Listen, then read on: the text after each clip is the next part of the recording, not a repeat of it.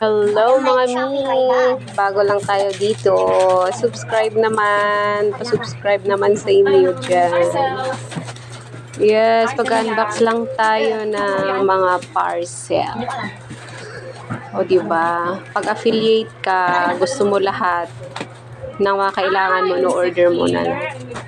O diba sayang yung konting commission pag affiliate ka, sa labas mo rin bibilhin. Halos parehas, tingnan mo na lang yung store at quality. Kaya ayan, yan lang kami. O diba, as a starter, mag-ano na lang muna tayo. Diba, ganyan talaga pag may makulit tayong mga anak. Ang kulit nila. Makulit sila. Yan. Lahat na lang gusto kong i-order pag may kailangan ako. Talaga. O diba? Kasi minsan, tsaka na lang tayo may budget, tsaka tayo bibili ng gusto natin o yung kailangan natin.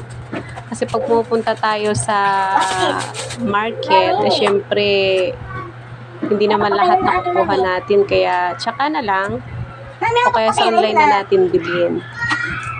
Sa mga online stores. O yan. O diba, chinecheck ko kung tama yung order ko. Tama naman yung pinarating. Yung isa is order ng asawa ko. O diba, yung isa pampaganda.